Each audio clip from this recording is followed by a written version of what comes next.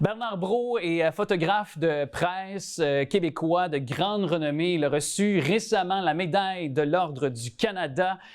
On l'a avec nous. Bonjour, M. Brault. Hey, bonjour, ça va bien? Bien, certainement. J'imagine tout un honneur pour vous, l'Ordre du Canada. Disons que c'est une belle surprise. En fait, ça fait déjà 2 ans que j'étais au courant, mais les cérémonies ont été retardées à cause de la pandémie et ça s'est passé jeudi dernier à Ottawa. Mais est-ce que c'est moi, mais c'est quand même assez rare qu'on voit un photographe. Est-ce qu'en quelque sorte, on voit aussi reconnaître votre travail, mais aussi le travail que font les photographes comme vous, là, par l'entremise de cet honneur-là? En fait, il y a quelques photographes qui ont reçu l'honneur, mais des photographes de presse, je crois qu'il n'y en a pas beaucoup. Alors, évidemment, ça rajoute, je trouve, à votre travail. Vous avez œuvré à la presse, le quotidien pendant de nombreuses années. C'est un de vos faits d'armes. Vous avez couvert plusieurs Olympiades, plusieurs moments importants du sport aussi. On n'a qu'à penser au Grand Prix de Montréal ou même le Canadien de Montréal. Parmi vos rencontres, peut-être vos clichés préférés, là, lesquels en tête qui vous viennent spontanément parmi vos préférés? Bien, disons, si on remonte au Grand Prix du Canada, c'est sûrement la photo que j'ai prise d'une marmotte avec une Formule 1 derrière, la Formule 1 de Riccardo Patrese. C'était en 89. C'était probablement la photo la plus mémorable à ce moment-là. Et pour les instants mémorables, évidemment, pour moi, les Olympiques de l'Île-en-Mer en Norvège en 1994, c'est le haut fait de ma carrière. C'était mes premiers Jeux. Les athlètes québécois ont performé avec des médailles d'or de Jean-Luc Brassard et Myriam Bédard. Et au retour, je me souviens d'avoir dit en entrevue que je voulais faire tous les Jeux olympiques. Et ça s'est produit presque jusqu'au dernier. Oui, vous avez parlé de la marmotte. Je ne vous demanderai pas qui a été plus rapide sur la piste, la marmotte ou la Formule 1.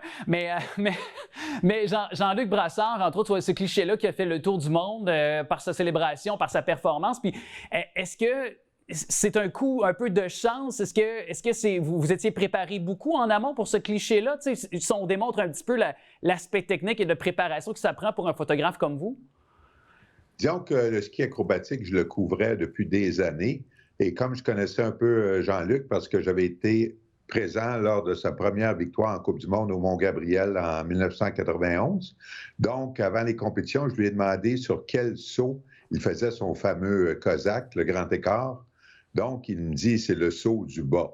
Donc, je me suis installé pour faire cette photo-là et j'ai capté l'image et ensuite, j'ai capté sa réaction quand il a croisé le fil d'arrivée. Oui.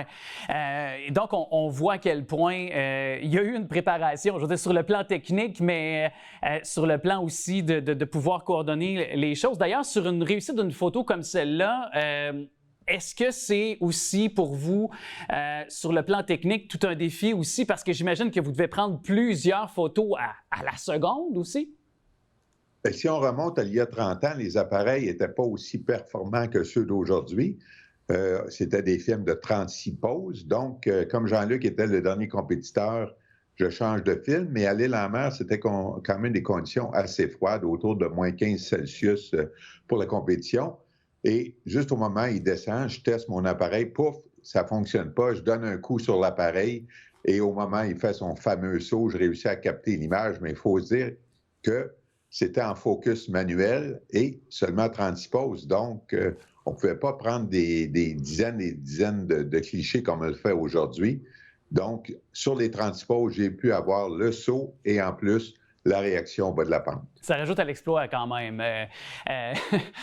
Et est-ce que, justement, pour vous, une bonne photo, c'est quoi? Vous avez parlé de Jean-Luc Brassard, vous avez parlé de ce pilote de Formule 1 en 1989 au Grand Prix. Je comprends qu'il y avait la spénicité un petit peu peut-être avec la marmotte, mais qu'est-ce qui revêt de la réussite d'une photo, selon vous? Bien, une photo réussie de sport, c'est où on voit l'émotion, que ce soit de victoire ou de défaite. C'est vraiment le succès. Quand on regarde l'image, qui en fait seulement un instant, on peut voir sur la photo si la personne a gagné ou s'il a perdu. C'est une bonne photo de sport réussie, c'est qu'il y a de l'émotion. Vous êtes un professionnel, vous êtes encore actif d'ailleurs, notamment auprès du Grand Prix du Canada. Et pour vous, est-ce que à travers les années, parce que parfois on dit que de plus en plus qu'on traverse le temps, on a de moins en moins accès pour les amateurs, les journalistes aussi dans leur travail auprès des athlètes, auprès des joueurs de hockey, par exemple, aussi du Canadien de Montréal, pour ne nommer que ceux-là. Est-ce que c'est quelque chose que vous avez constaté à travers les décennies qui s'en sont suivies dans votre travail? Un petit peu moins accès aux athlètes, il faut user un petit peu plus de stratégie pour pouvoir prendre des photos dans votre métier? Je pense que tu vises dans le mille, parce que si on compare aux années fin 70-80 en Formule 1, les pilotes, il n'y avait pas de garage, les pilotes étaient toujours à l'extérieur. Donc, c'était plus facile de photographier les pilotes dans l'ambiance, tandis que maintenant, les pilotes sont dans leur garage et dès qu'ils rentrent avec la voiture, il y a des écrans qui sont descendus devant eux pour regarder leur temps. On a très peu de temps pour capter des photos. C'est beaucoup plus difficile maintenant. L'équipement, beaucoup plus perfectionné, plus facile de prendre des photos, mais plus difficile d'accès.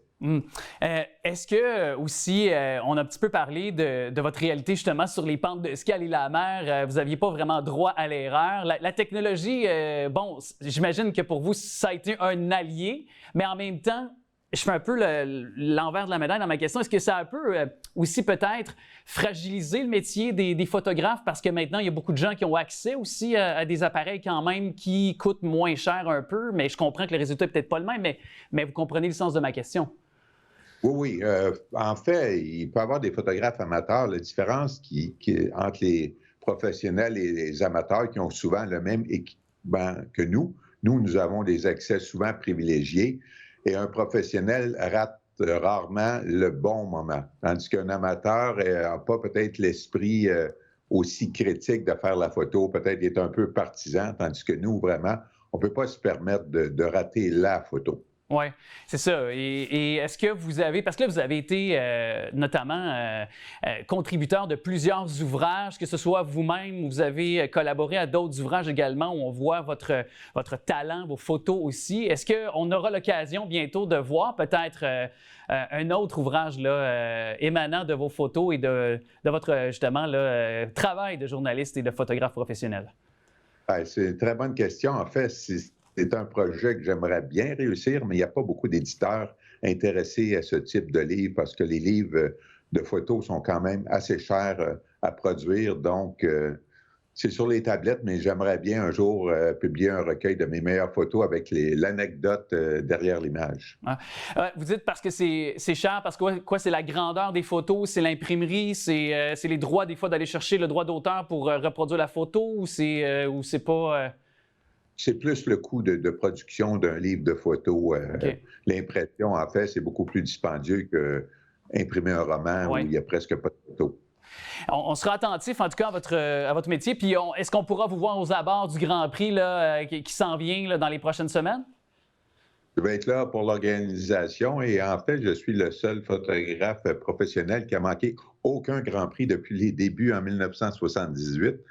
Et à mes débuts, j'ai eu la chance d'avoir une accréditation pour le Courrier du Sud à Longueuil, ce qui serait impossible aujourd'hui. Donc, le timing, pour moi, avait été excellent. Ça me permet, j'ai encore quelques secondes. Quel est le plus grand pilote pour vous? Vous n'avez raté aucun Grand Prix du Canada à vos yeux? Disons que pour les photos, il y a évidemment Ayrton Senna était un des grands que j'ai photographiés et Gilles Villeneuve, moins d'années. Évidemment, mais Michael Schumacher aussi donnait souvent de très bonnes photos, très expressifs. Alors, on sera là aux abords du Grand Prix. On vous verra sans doute le fruit de votre travail sur les réseaux sociaux et un peu partout. Monsieur Bernard Brault, félicitations à nouveau pour cet honneur complètement mérité de l'Ordre du Canada et merci d'avoir pris le temps de nous parler.